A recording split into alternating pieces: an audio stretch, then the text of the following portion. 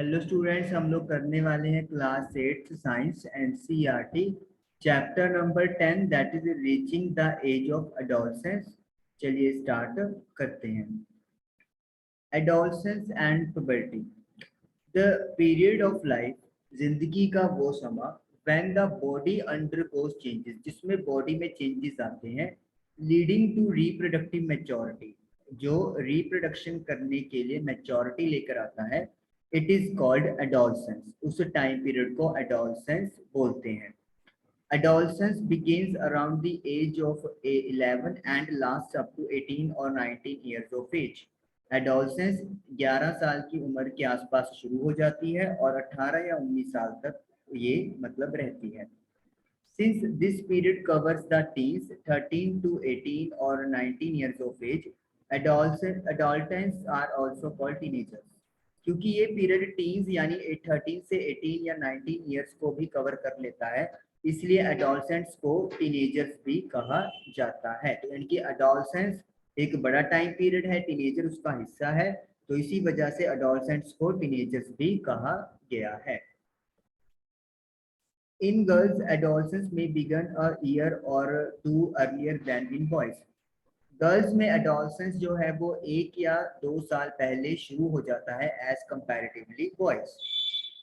Also the period of adolescence varies from person to person. इसके अलावा जो adolescence का पीरियड है वो पर्सन टू पर्सन अलग अलग होता है, मतलब सब में अराउंड 11 शुरू हो जाए ऐसा नहीं होता, कईयों में थोड़ा पहले या थोड़ा लेट भी स्टार्ट हो सकता है।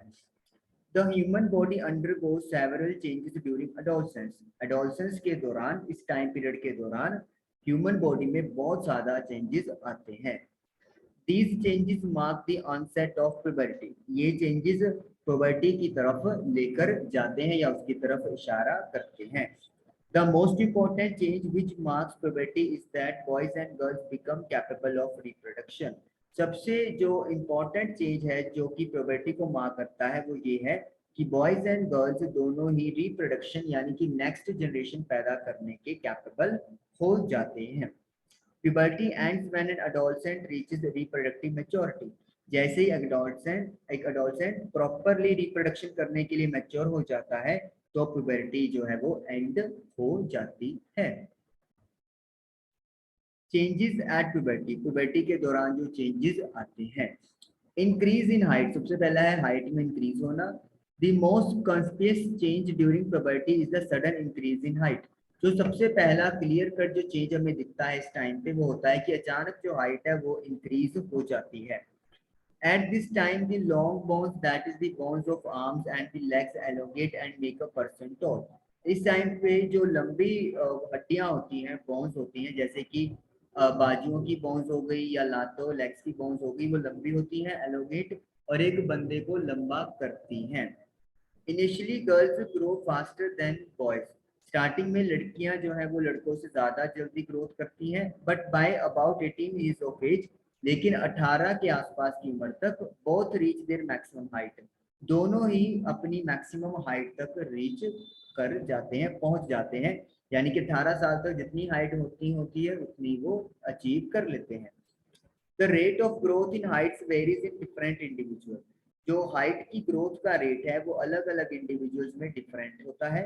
Some may grow suddenly at puberty and then slow down, while others may grow gradually. कुछ अचानक से ग्रोथ करते हैं और फिर स्लो हो जाते हैं, और कई जो है धीरे धीरे ग्रोथ करते हैं। तो मतलब हर किसी में जो बॉडी ग्रोथ का पैटर्न है वो डिफरेंट रहता है। चेंजेस इन बॉडी शेप में बदलाव आना। बॉयज इन योर क्लास है broader shoulder and wider chest. आप अपनी क्लास के बॉयज को देखोगे तो उनके जो शोल्डर जो कंधे होते हैं वो ब्रॉड चौड़े होंगे, और जो उनकी चेस्ट है वो भी वाइड यानी कि फैली हुई होती है।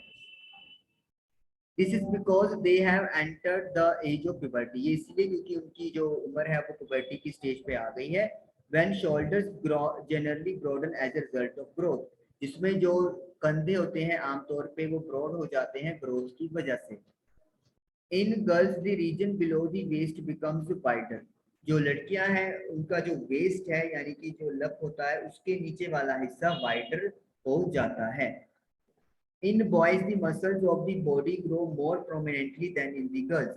लड़कियों के कंपैरिजन में लड़कों के जो मसल्स होते हैं वो ज्यादा अच्छे से ग्रोथ करते हैं।